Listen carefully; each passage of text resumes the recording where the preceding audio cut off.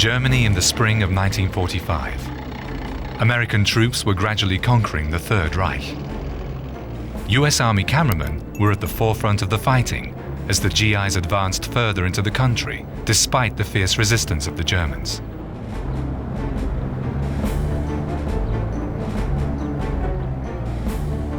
Thousands of German soldiers were still dying for Hitler's vision of world domination.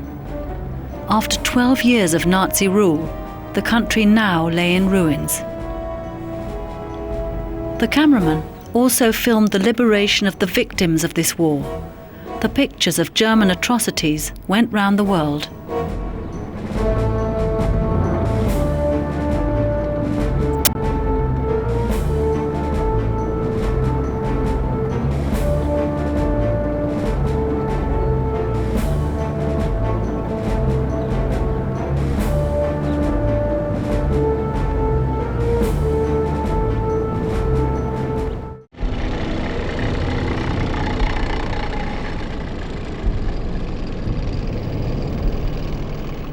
The US 7th Armored Division was advancing in the Westerwald.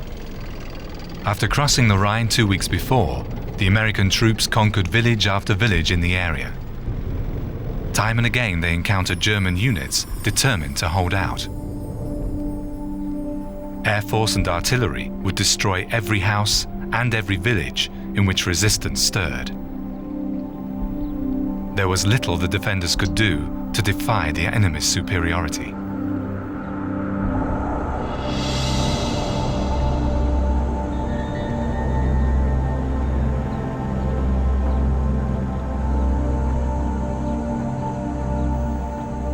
In the small village of Borden, only the Russian forced laborers were visibly happy about being liberated.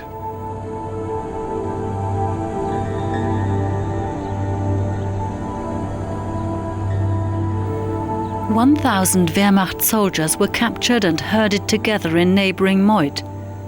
They had been unable to obey their Führer's order of the 11th of March that commanded them to offer resistance and fight our enemies for as long as it takes, until they tire and finally break." The civilian population looked after the prisoners of war as well as they could. After 2 days on the muddy field, they were taken to an assembly camp. The US 5th Infantry Division marched on Hitler's Autobahn towards Frankfurt am Main on that day, where they first captured the nearby Rhein-Main airport.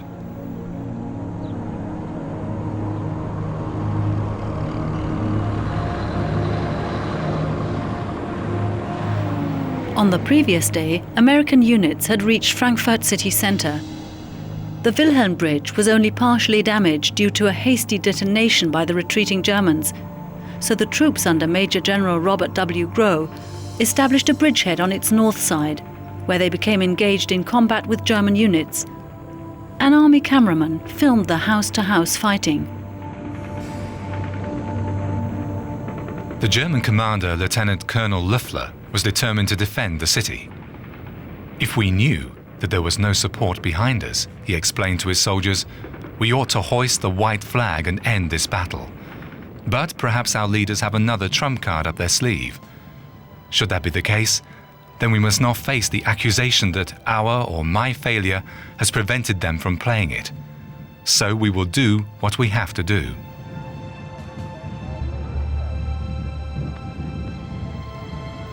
On the afternoon of the following day, American artillery shells would hit the command post of the Germans. Löffler was seriously wounded and succumbed to his injuries. His unit was no longer fit for action. The war in Frankfurt am Main was over.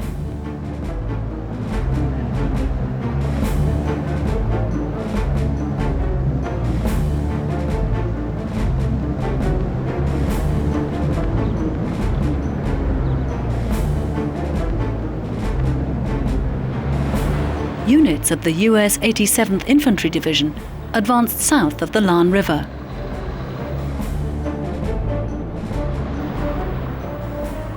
In the Westerwald, a young woman noted in her diary, "Suddenly someone shouted, 'The Americans are coming!' At 11 in the morning, the first American jeeps drove into our village. The village surrendered.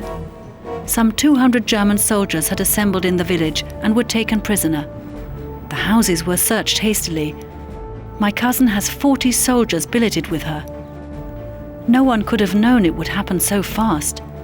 The feeling that we are now American is indescribable, but also incomprehensible at the moment.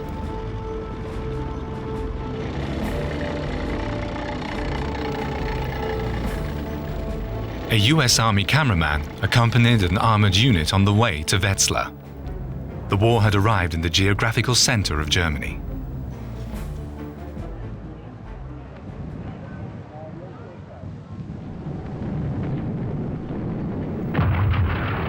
After their retreat, some Wehrmacht and SS units had barricaded themselves here on the other side of the Lahn River.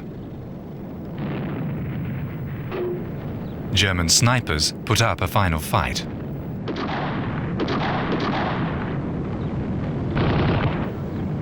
Men in civilian clothes ended the senseless fighting when they hastily hung a white flag from a tree branch.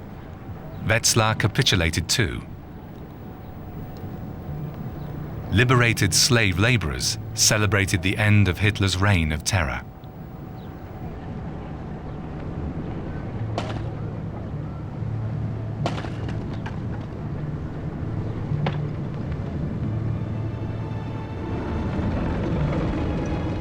The American divisions were making an almost unhindered advance toward the north and the east of Germany. On that day, 29th of March 1945, their lines pushed forward up to 100 kilometers.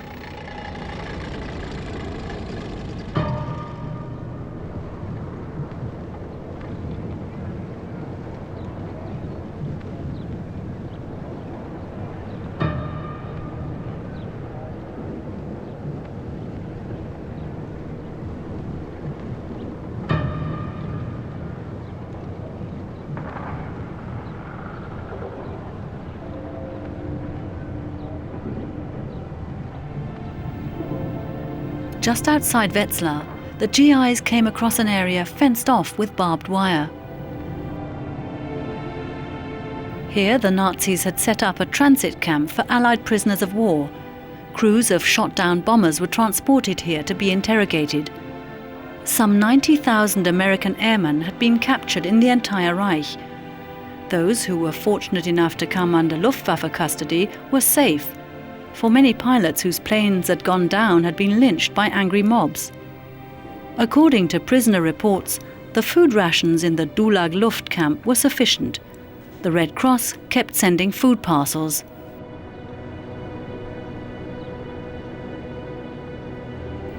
The German guards did not always treat the Allied prisoners as cordially as the images from Wetzlar suggest. Even the smallest violations of camp regulations were punished harshly. Now the guards became the prisoners.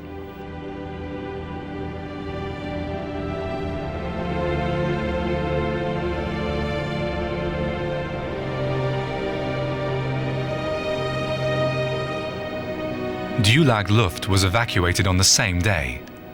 The liberated pilots were free to return home.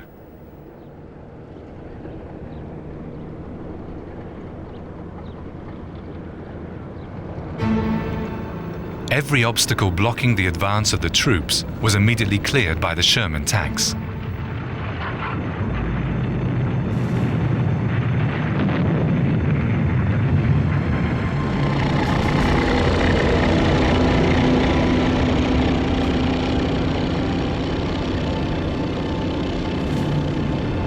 Still, German units were often forced by their commanders to offer resistance to the superiority of the US Army.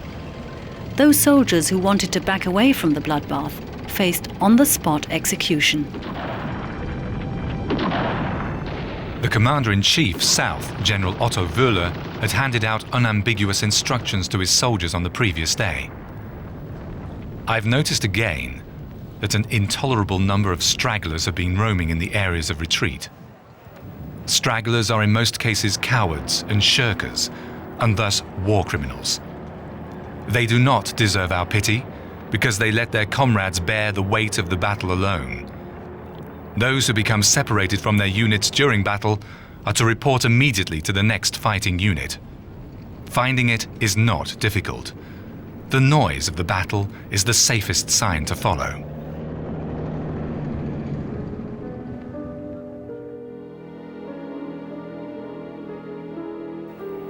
American soldiers during the Easter service in the occupied town of Limburg on the Lahn River. A Catholic chaplain reads the Holy Mass, with the bonnet of a military vehicle serving as the altar. Cameraman Butterfield captured the brief contemplative ceremony.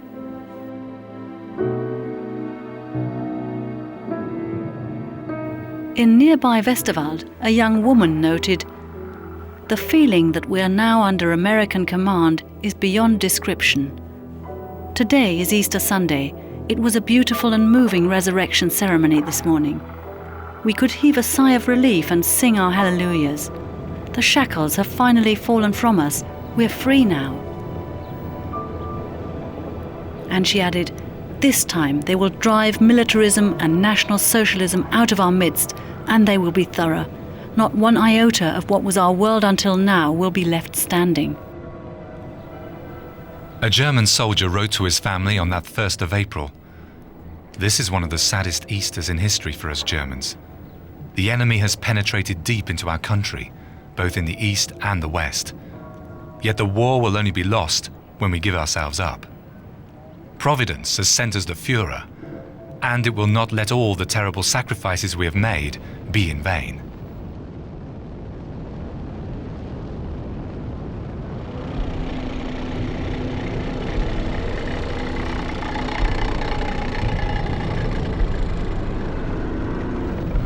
The US 6th Armored Division continued to advance into Thuringia. Army cameraman Sawyer filmed their onslaught near the town of Mühlhausen.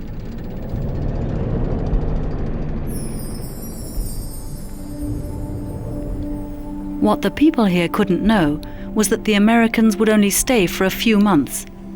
As of the 1st of July 1945, Thuringia became part of the Soviet-occupied zone.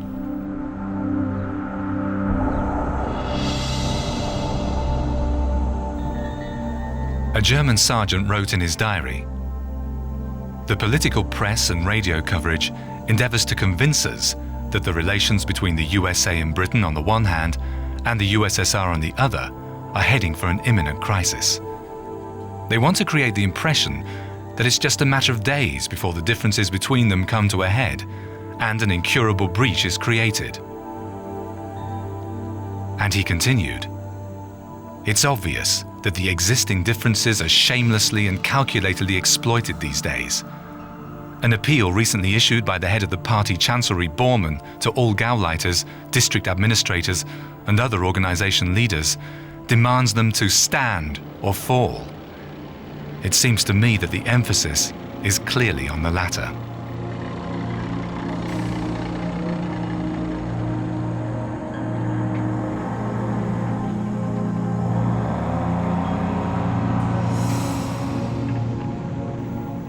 The American army commanders were in disagreement about the strategy to be followed.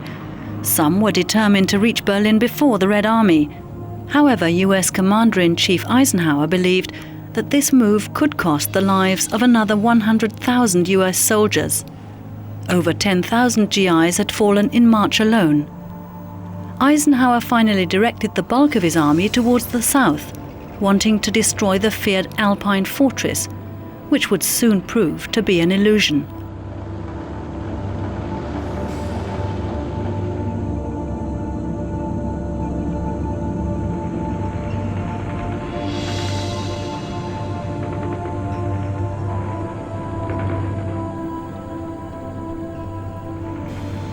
Units of the US 14th Armored Division reached the town of Gemünden at the confluence of the Saale and Main rivers.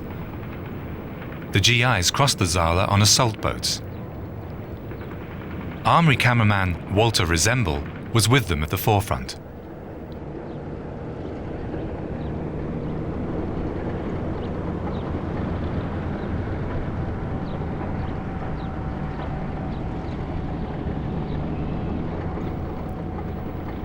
Gemünden lay exactly on the supply line of the Germans for the contested front at the Main River. so the town was defended by strong forces which had to be quelled in a bloody house-to-house fight. Many German and American soldiers lost their lives here. The cameramen were not allowed to film dead GIs.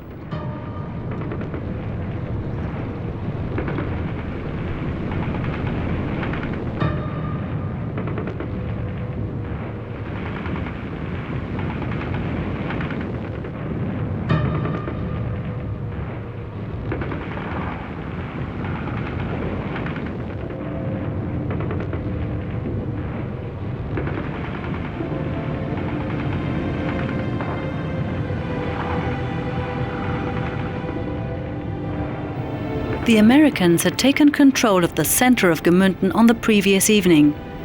The German defending forces had left the town. Still, the US soldiers searched every single building for snipers.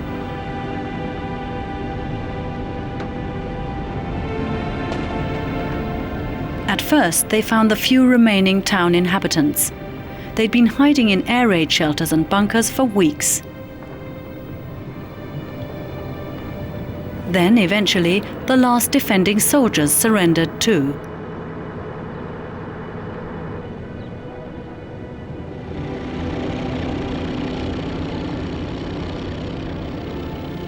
The Air Force had run several air raids on Gemünden in order to break the German resistance.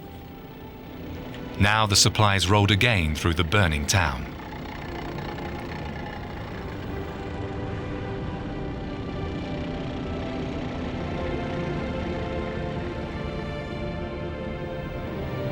A group of GIs tried to save from the flames what remained of the historic old part of town. But the centuries-old half-timbered houses burnt like tinder.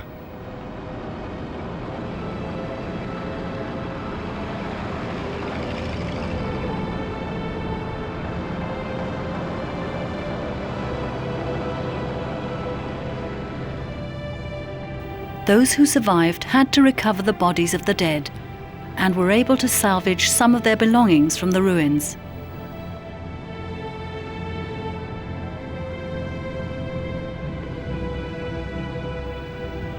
A citizen of Gemünden later recollected how he felt on the day the town was taken by the Americans. We were naturally relieved, but it was difficult to get accustomed to the idea that these terrible events had suddenly come to an end.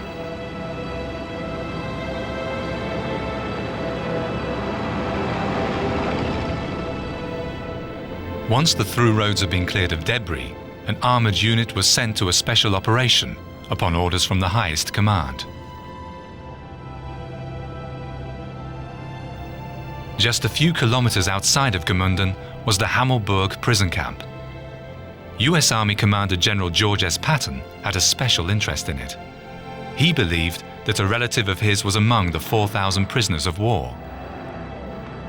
Left in the camp were a mere 75 American soldiers. The rest of them had been taken away after a US Army unit on a special mission had reached Hammelburg 10 days before and was annihilated by the Germans. Most of the prisoners who were now liberated were Yugoslavs. At the end, the GIs managed to find the person they were searching for, General Patton's son-in-law, Colonel John Waters.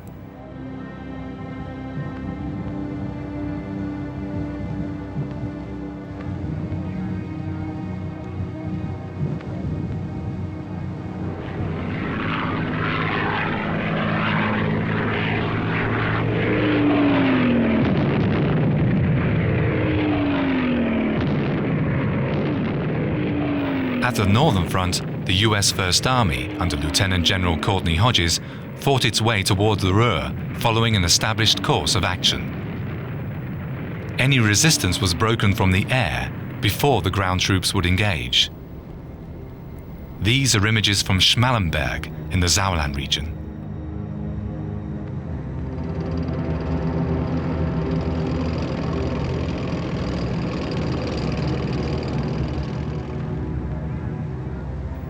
Only about 40 kilometers away, 320,000 German soldiers, more than in Stalingrad, had been surrounded on all sides in the Ruhr for 1 week.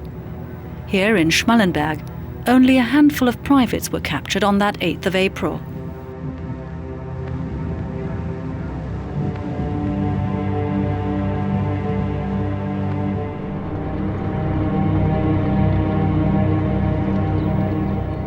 Further northeast, soldiers of the US 83rd Infantry Division reached the Holzen concentration camp. Just a few prisoners were left in it. Hundreds of them had been taken away on death marches only days before. Cameraman Kia captured the first images of the victims of the Nazi regime since the US Army had begun its advance in the West. And they wouldn't be the last.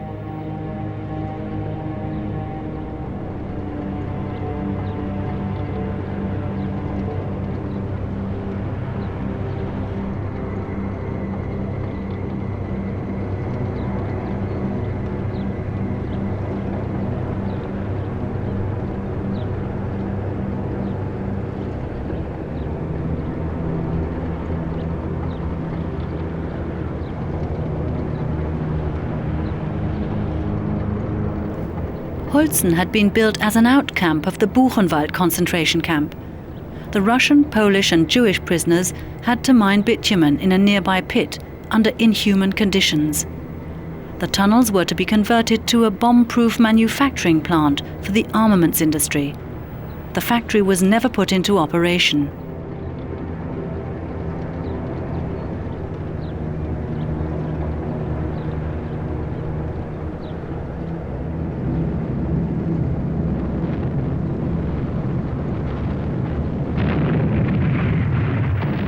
US troops continued their advance in Thuringia toward the Elbe River. US Army cameramen embedded in the units filmed the war in Germany. But the Third Reich refused to capitulate. Every village and every city had to be defended and held by all means, demanded the Reichsführer of the SS, Heinrich Himmler. However, those determined to hold out could do little against the military superiority of the Allies.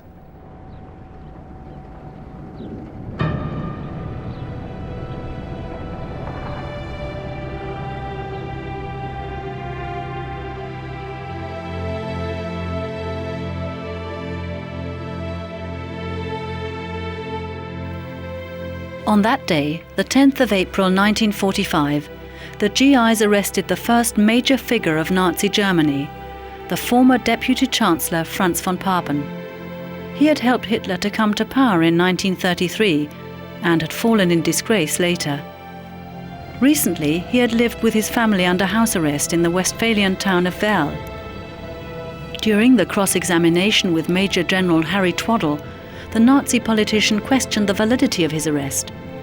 He argued that he had never held a military position and was over 65 years of age. Half a year later, von Papen was placed on trial in Nuremberg and was released on appeal in 1949.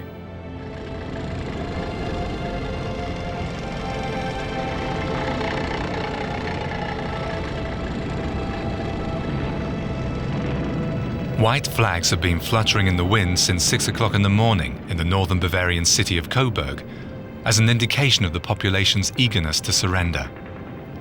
American units had taken positions just outside the city for nearly 24 hours.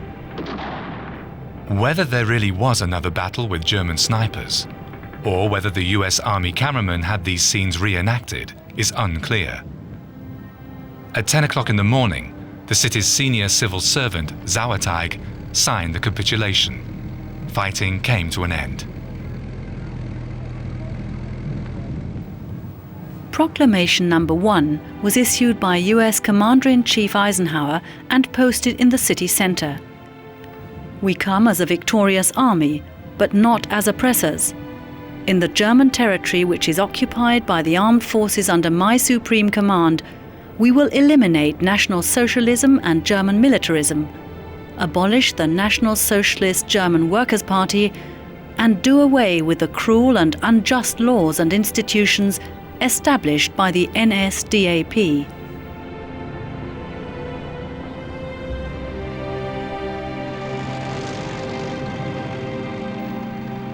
When the soldiers of the US 104th Infantry Division captured the city of Nordhausen near the Harz Mountains on that 11th of April, they weren't yet aware of how close they were to uncovering the dreadful truth about the atrocities committed by the Germans. In the ruins of Nordhausen, soldiers of the renowned Timberwolf Division took a break from fighting.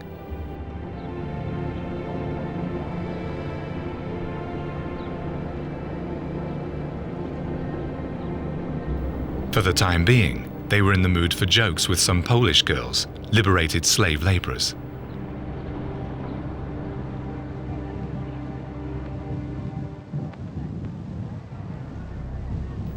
On that same day, American soldiers on the southern outskirts of the city reached the ruins of the Bölker barracks, which had been heavily damaged during a British air raid. The GIs found several hundred emaciated concentration camp prisoners and slave laborers from the Mittelbau-Dora camp who had been toiling in the tunnels of nearby Kornstein for Hitler's miracle weapons. The sick and the weak were brought to the Bölker barracks to die. The SS guards had run away after the air raid and abandoned the prisoners to their fate. The liberators found over 2,000 decaying bodies.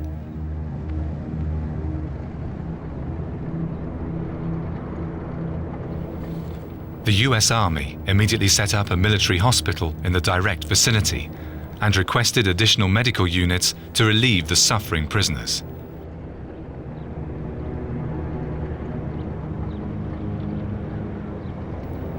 There are no words to describe that stench, one of the GIs said later.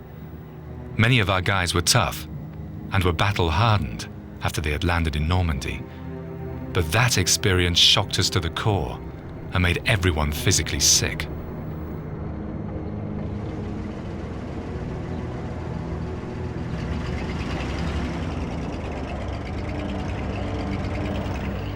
For many of the prisoners, help arrived too late.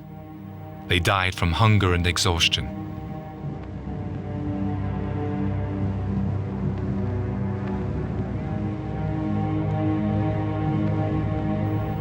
On the following day, citizens of Nordhausen were ordered by the Americans to lay out the bodies of the victims.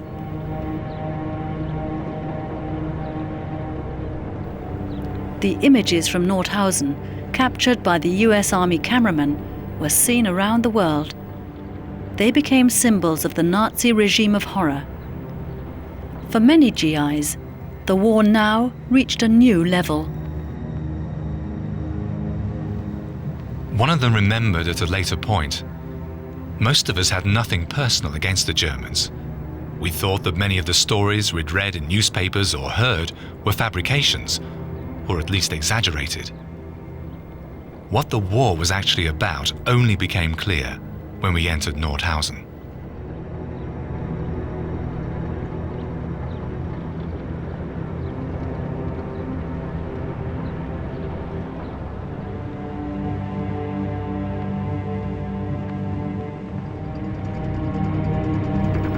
South of Jena, tanks and soldiers of the US 89th Infantry Division pushed forward on that day. Cameraman Caliendo filmed some remarkable scenes here.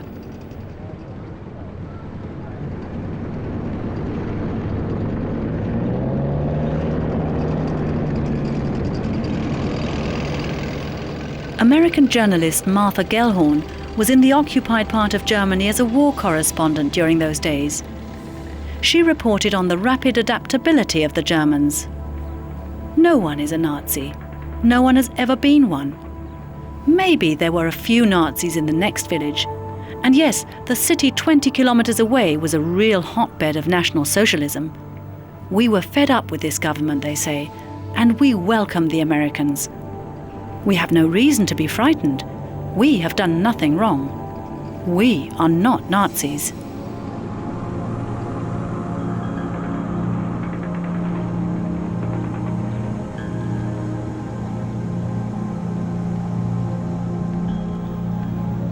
In most places, the spell of the dictator was gradually broken.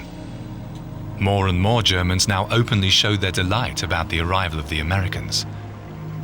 Women from Drosendorf gave the GIs eggs.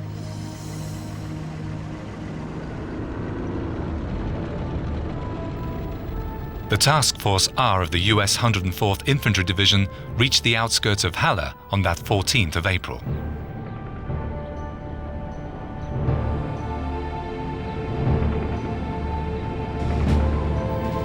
The advance of the Timberwolf Division was halted when German soldiers opened fire.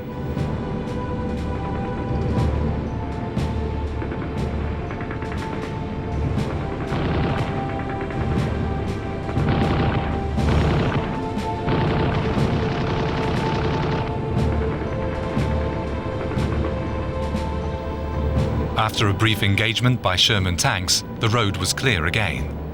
The Germans surrendered.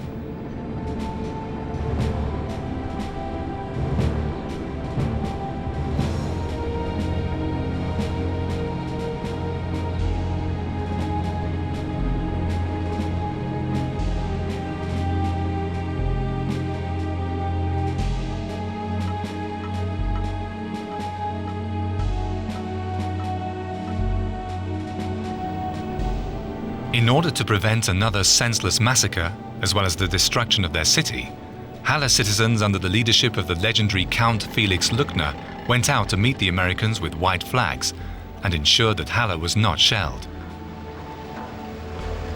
The local SS commander had yelled after them, "This will cost you your heads."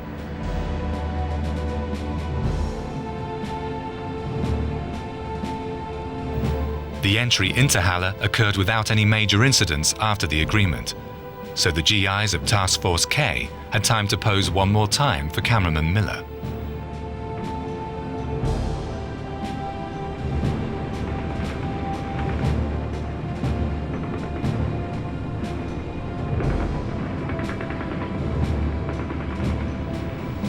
The Americans took total control of Halle on the following day.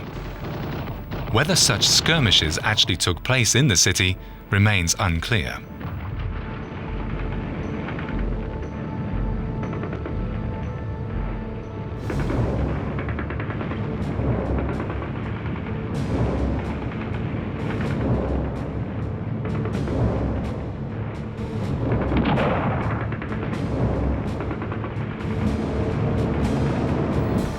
The Thuringian city of Gera capitulated on that 14th of April. Soldiers of the German 7th Army were taken prisoner.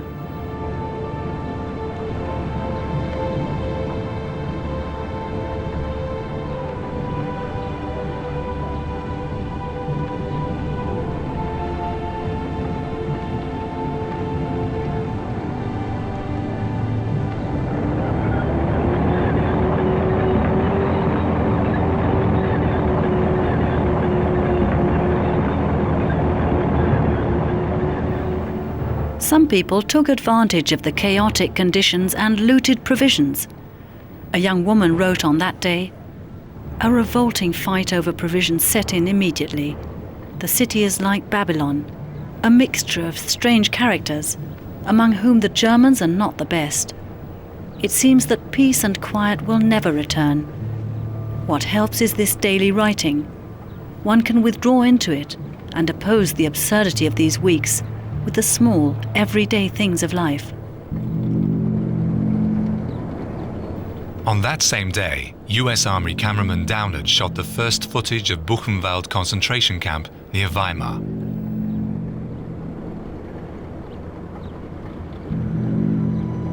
Most of the SS guards had fled 3 days before.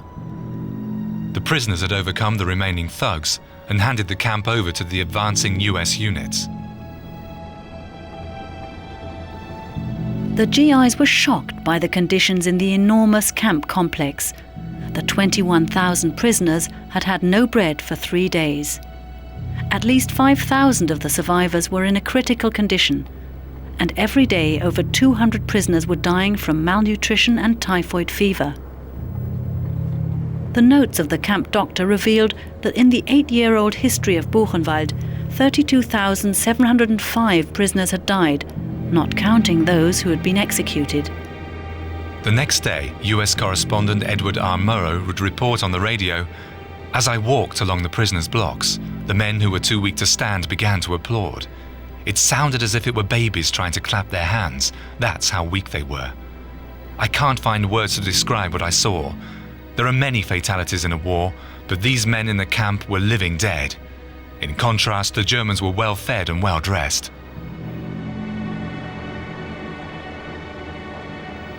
US Army Commander George S. Patton ordered 1,000 citizens of Weimar to visit Buchenwald camp.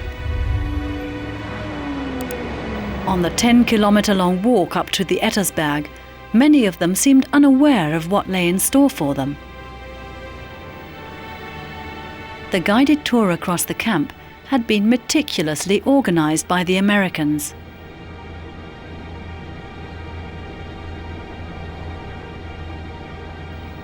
First, the citizens of Weimar were presented with evidence of the barbarity: shrunken heads and tattooed pieces of skin, skillfully prepared souvenirs from an SS production plant.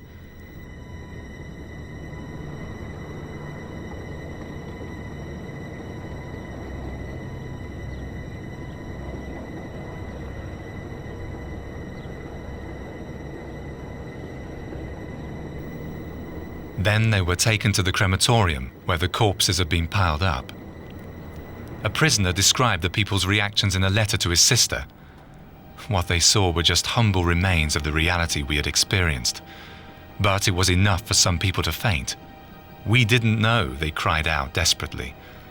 All of a sudden, and after years of regarding and treating us as criminals, they were faced with the certainty of an indelible guilt.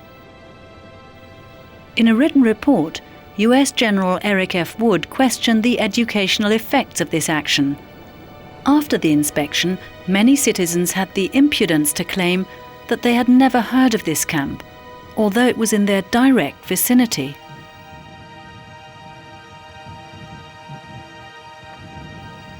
"50,000 German soldiers were herded together in the Miesenheim prisoner of war camp near Andernach. Thousands more were brought in every day, as entire Wehrmacht units laid down their arms and were transported to the meadows on the banks of the Rhine. Cameraman Owens was there and filmed Hitler's boy soldiers. At the beginning of April, the Führer had had the 1928 to 29 age group drafted. Many 16-year-old boys lost their lives for the collapsing Third Reich.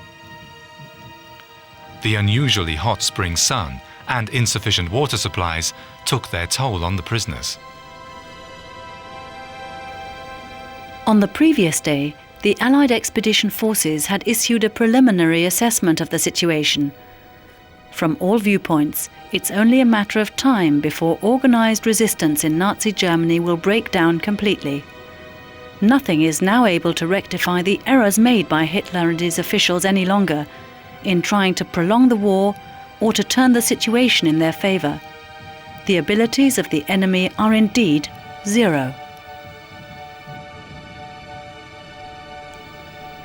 Many of the prisoners of war were taken to Namur in Belgium in freight wagons. They were the fortunate ones. In the months to follow, thousands of German soldiers would die on the Rhine meadows due to supply problems.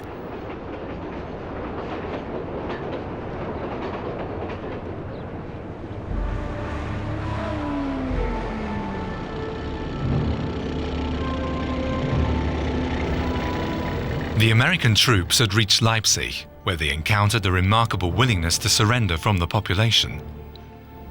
Members of the local resistance had been distributing leaflets for days, with mottos such as "End the senseless war of the Nazis" and "Start waving the white flags." The people were told to comply absolutely with the instructions of the occupying authorities. Nevertheless, there were fanatics here too.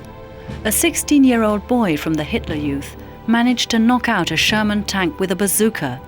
Its crew died, and the boy was killed by the next tank.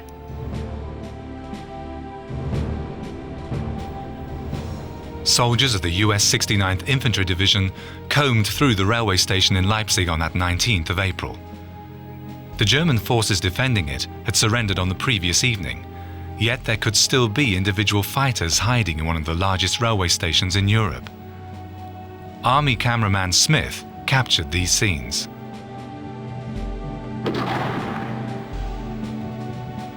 Fighting was still going on in parts of the city. After the German military governor, Colonel von Ponsert, was forced to abandon the railway station and the town hall to the Americans, he barricaded himself with 300 followers in the Battle of the Nations monument on the outskirts of the city.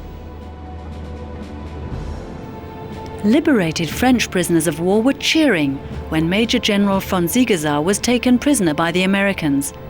He had been removed from his post as the military governor of Leipzig just a few days before his arrest due to his hesitant attitude.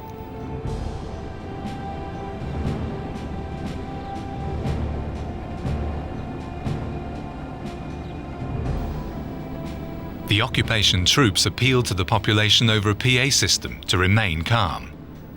By 2 in the morning, the entire city would be in the hands of the Americans.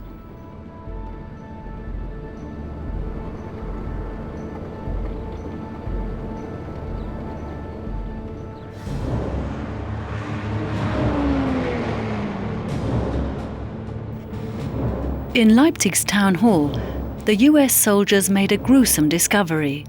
The city's mayor Freiberg had committed suicide together with his wife and daughter. His deputy, the city treasurer Dr. Lissow, had followed his fate.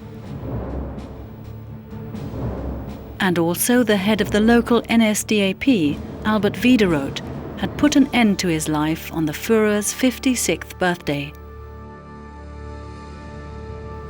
Yet this discovery was insignificant compared with the frightful scenes the US soldiers faced in the Leipzig suburb of Tekla. The rubble of a shack in the forced labor camp was smoldering. Horribly mutilated corpses lay everywhere. Evidently, the German security guards had driven over 300 prisoners into the shack, poured petrol over it, and then set it alight before they ran off. Those who managed to escape the flames were killed by the bullets of the retreating guards.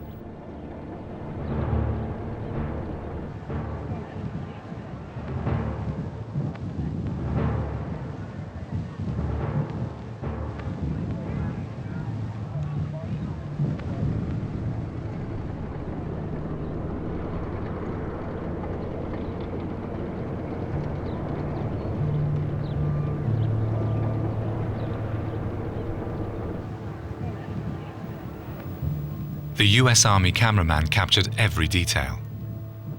These images would be used as evidence later in trials against the German war criminals.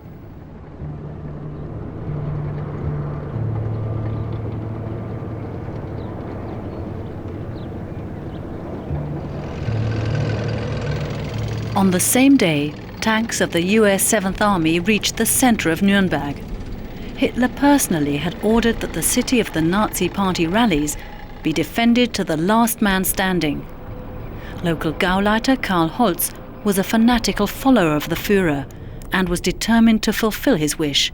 So the Defense Commissioner of Nuremberg personally led raiding patrols against the American tanks.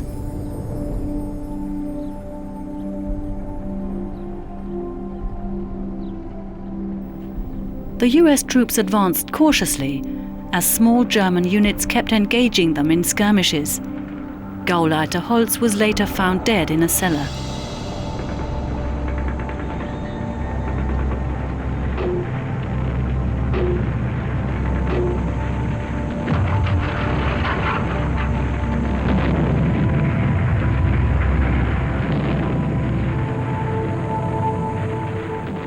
Nuremberg's historic old town was a heap of ruins. 90% of all buildings have been destroyed. It's unclear how many German soldiers lost their lives for their Führer on the day of his birthday. The Americans also suffered losses.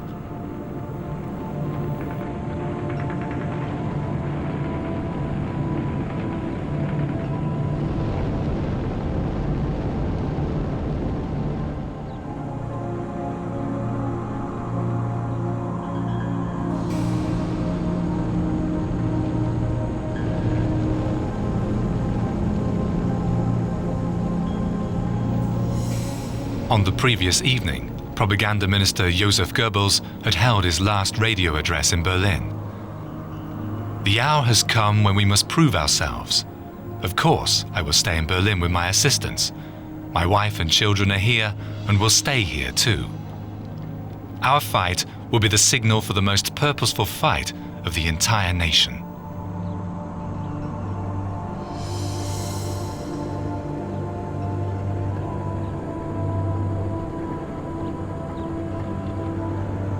The burning town of Crailsheim, east of Schwäbisch Hall, was captured by the Americans for the second time on the 21st of April.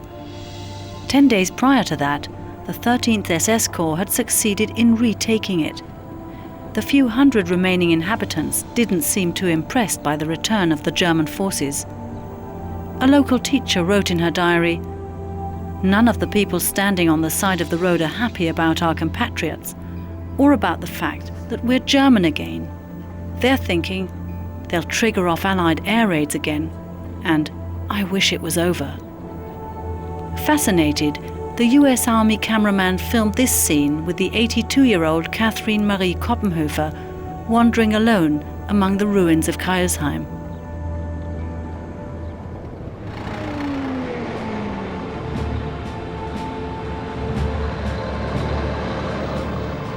According to the plan of US Army Commander George S. Patton, the final act was to begin in the Swabian town of Dillingen on that day.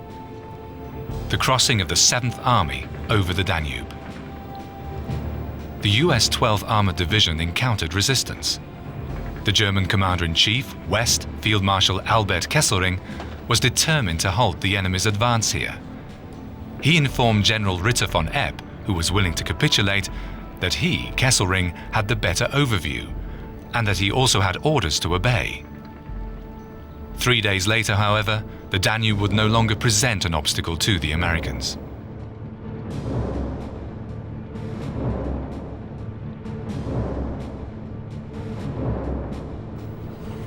Adolf Hitler had a nervous breakdown in the bunker under the Reich Chancellery in Berlin on that 22nd of April.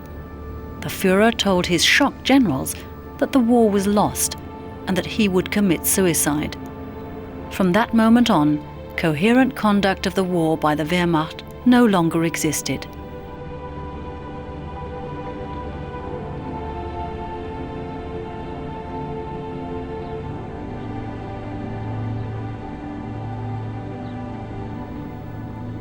The bridge over the Danube fell into the hands of the Allies intact. The GIs removed several 500-pound bombs, which would have destroyed the bridge had they been detonated. The Americans established the bridgehead on the other side.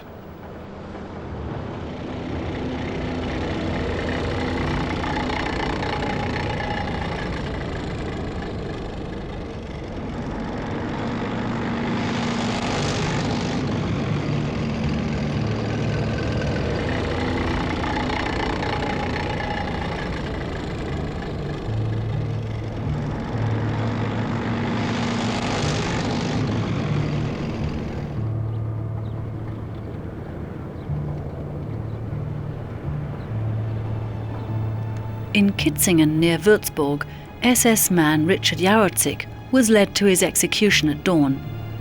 The town had been in American hands for 2 weeks now. Jaworczyk had tried to get to a bridge over the Main in civilian clothes with the intention of blowing it up.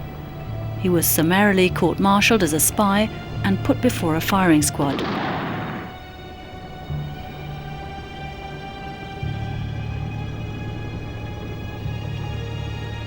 A military doctor confirmed his death.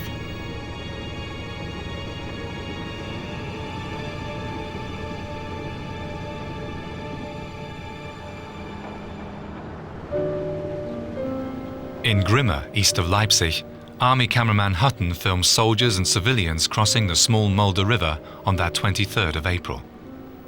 The no man's land between the Elbe and Mulde rivers was crowded with former slave laborers, liberated Allied POWs, and citizens who had fled from besieged towns. Many Wehrmacht soldiers had obviously run away to avoid the approaching Soviets. They thought it better to be taken prisoner by the Americans. Among these were also soldiers from General Vlasov's Cossack army. They had gone to war on the side of Hitler and were now dreading Stalin's revenge. The Red Army had reached the Elbe River, barely 40 kilometers away.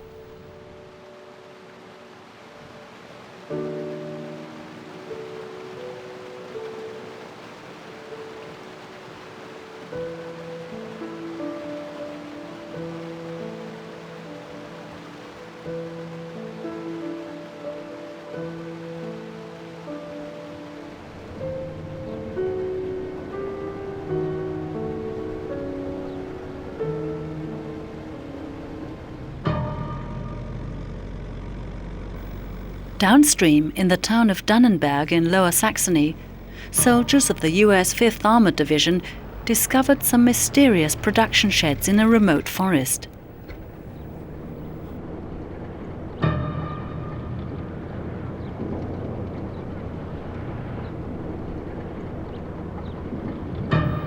A special model of the V-1 missile had been built here. In actual fact, Hitler's miracle weapon was unmanned and had been primarily used against cities in the south of England since the summer of 1944. The technicians here had obviously been converting them to be used for kamikaze attacks by fearless pilots. They would steer the otherwise rather inaccurate V-1s into undamaged bridges or advancing enemy units. The curious GIs inspected the peculiar structure, which was never used for its intended purpose.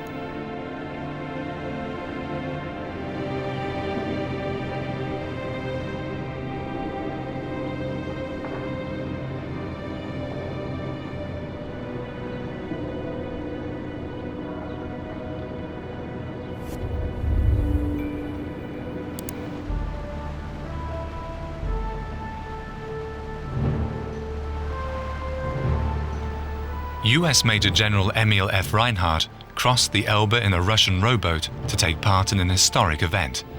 A meeting of the American and the Soviet armed forces was staged near Torgau as a symbol of the victory against Nazi Germany.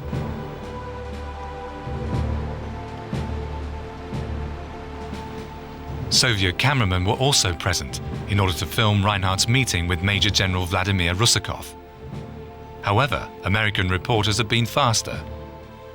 On the previous day, a small American reconnaissance patrol had run into Red Army soldiers. The encounter was captured on film. US President Harry Truman, who had taken over office from Franklin D. Roosevelt after the latter's death on the 12th of April, would solemnly declare on the following day, "The meeting of our forces in the heart of Germany is of great significance for the entire world. The last desperate hopes of Hitler and his gangster administration have now been obliterated." Also in that speech, Truman expressed a wish that seemed unrealistic even at the time it was voiced. "Secondly, the alliance of our armed forces is a signal to us and the entire world that the cooperation between our nations for the cause of peace and freedom is an effective cooperation which can withstand the gravest difficulties of the most enormous campaign in military history and end in success." 4 days before Hitler committed suicide, and 12 days before the unconditional capitulation of Nazi Germany, the post-war era had begun on the stage of world politics.